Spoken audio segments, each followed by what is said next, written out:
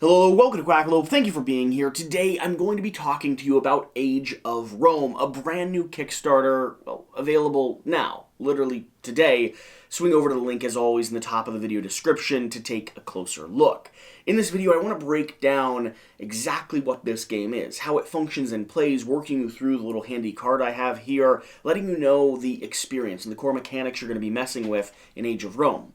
And then I want to spend some time talking to you about what makes this game unique, what the experience of play is like, and of course, some of the reasons you might want to consider supporting them on Kickstarter so you can add this game to your shelf and eventually to your table.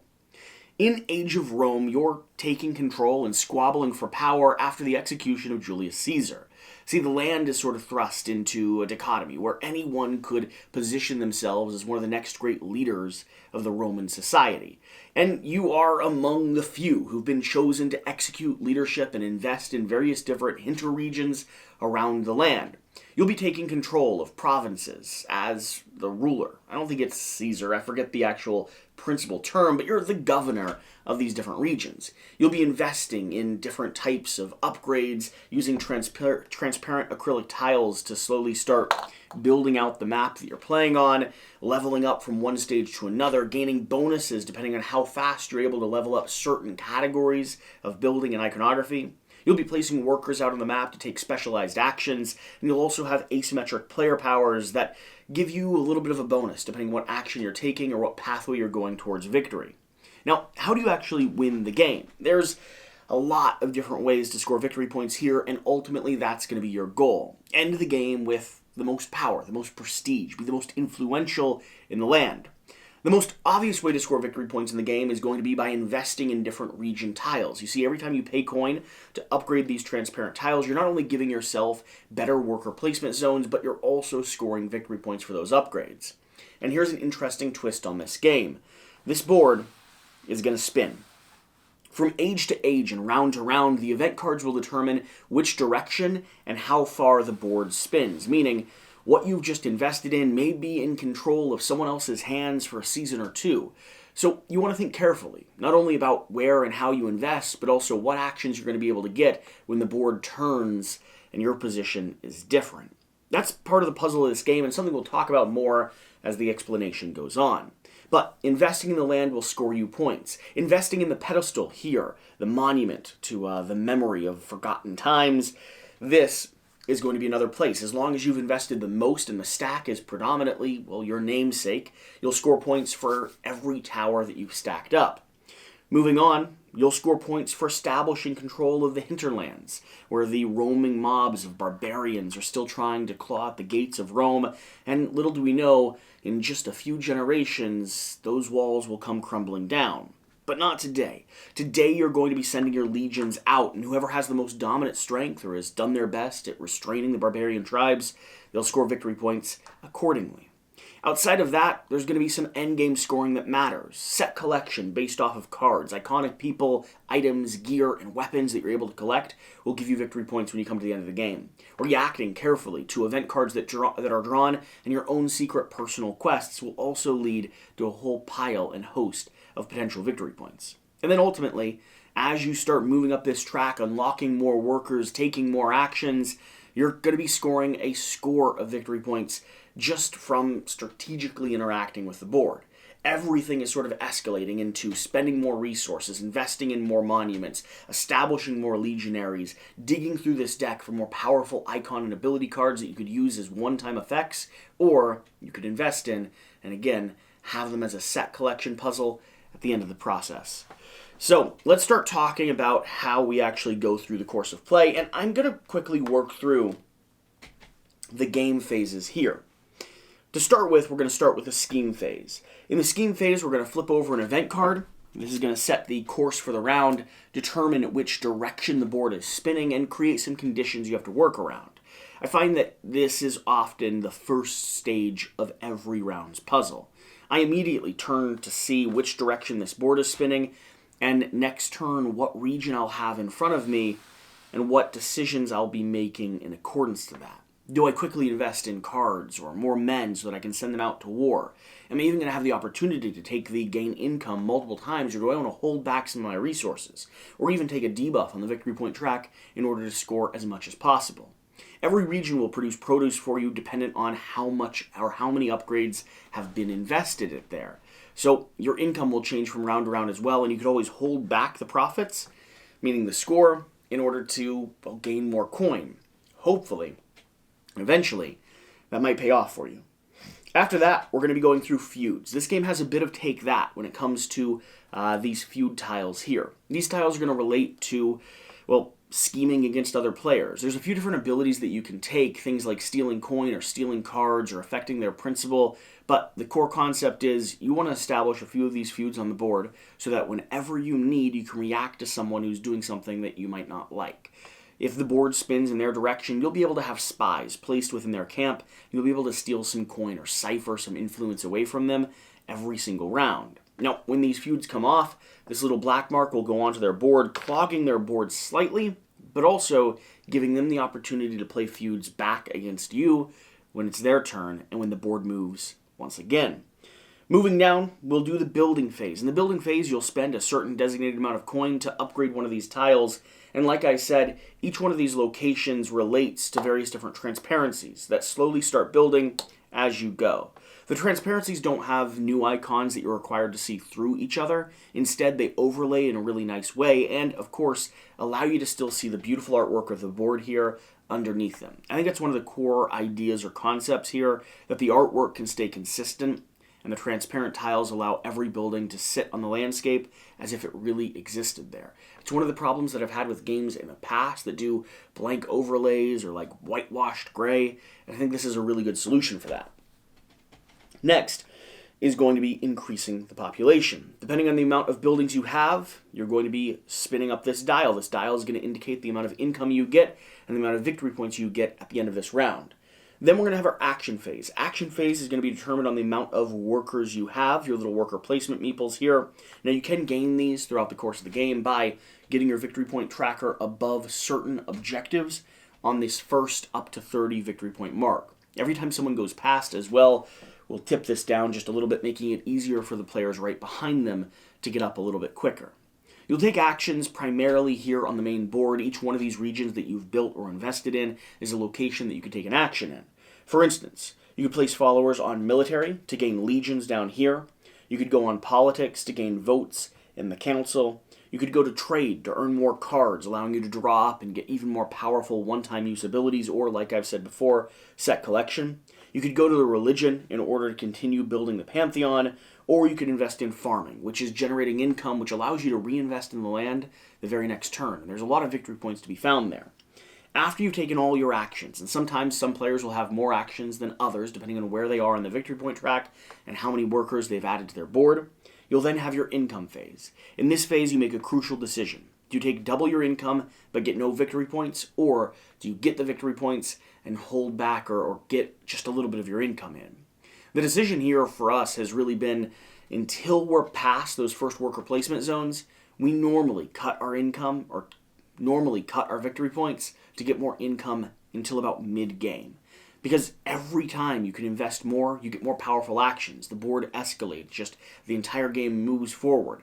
And I usually find the differential in victory points is more than made up by the amount that I can invest with that new resource. But that's not always the case.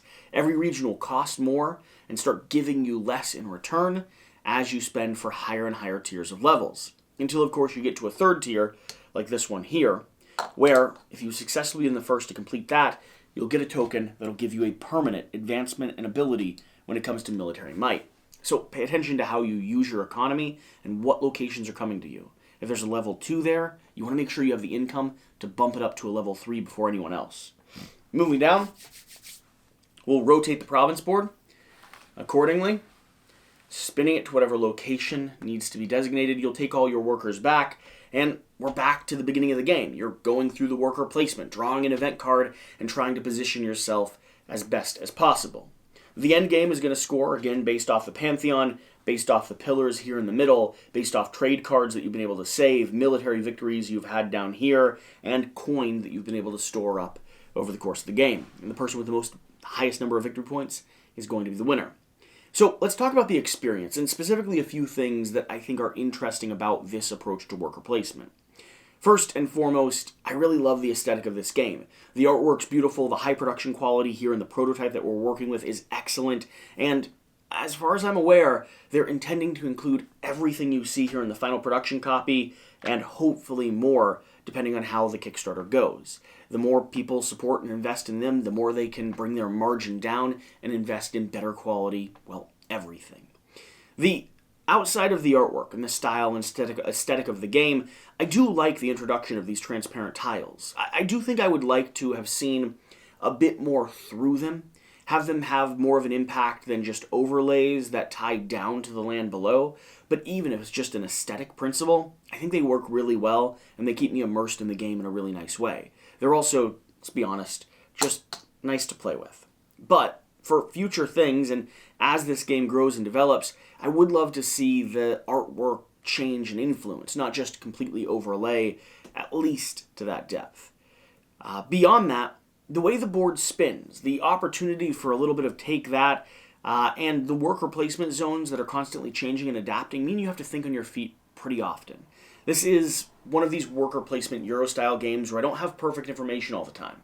I don't know where I'm going to be or exactly what's going to be invested in, and I like that. I like that I have to, change my strategy up.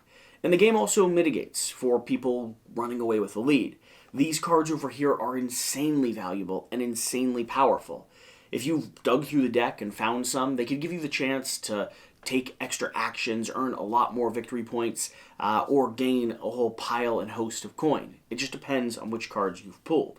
And I never felt like any of them were overly unbalanced. Instead, they're all kind of just broken and fun. But again, not really broken because they're all equal.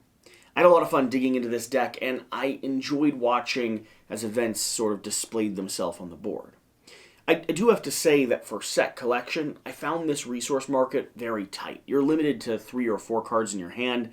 No, you're limited to 5 cards in your hand, but some hands have debuffs in them from the very start that you have to choose to clear out, which can reduce your hand size to something like 4 or 3 if you have a special card that you're holding on to.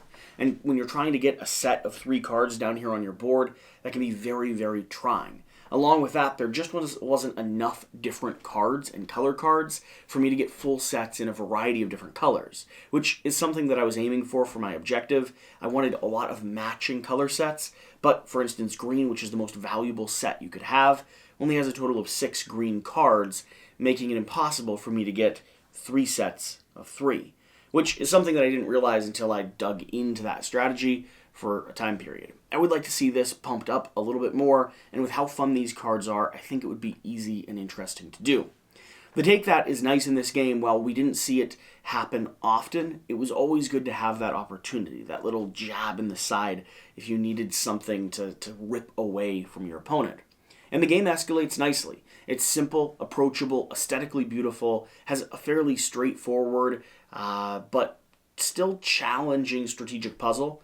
With a lot of the disparate ways that you're going head-to-head, almost every action that you take on the board is impacting someone else that's sitting around the table. And I like that about the game. This is a high-impact, high kind of cross-contamination Euro game, which is nice from time to time. One thing about this track over here is you move up and unlock your workers. I do think you have to be very purposeful with understanding how you score early game victory points. If someone's getting an extra action or 2 because they've done better at scoring early game victory points than anyone else, this feels a little bit off balance. Now, it does lower the requirement for everyone behind them to catch up a little bit quicker, but as we all know in a worker placement game, the earlier and faster you're able to get extra workers, which means extra actions, which translate into extra resource, the quicker and better you're going to do.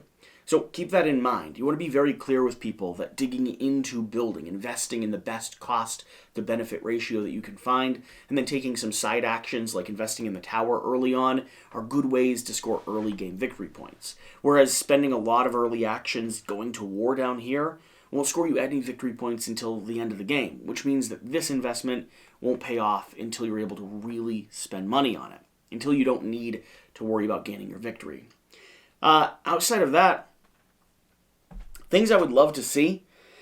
I would love to see this be other monuments, plinths, and things like that. Now, granted, this is insanity. It's heavy, chunky wood, feels fantastic to build, and has a beautiful aesthetic, but a future expansion or ways that you can expand the game, I'd love to see other Roman architecture. Give me the chance to invest in the building of the Colosseum, or give me chunky things that let me build other monuments that are iconic to this landscape.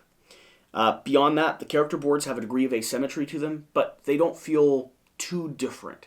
I would even be open to playing with another module that introduced another level of asymmetric powers. Maybe different building locations don't just give you the option to get a bonus resource, but instead actually give you different actions. That would really change the way that I choose to invest in building out the board, and change the way that other people react to what I've built and purchased. If each one of these tiles had their core action, but also something a little different depending on who you are, whether you're great at farming or really good at visiting the gardens or the baths, I think that would be an interesting take and an interesting next step in the game's development. Overall, this is approachable, this is fun, and this is Age of Rome. Hopefully you've enjoyed this video. I'm glad I was able to play this game, show it off to you. Let me know if you have any questions down below. Be happy to answer any of them. And whatever the case, whatever you do, remember to do the important thing. Get out and play some games. I'll see you next time. Thank you.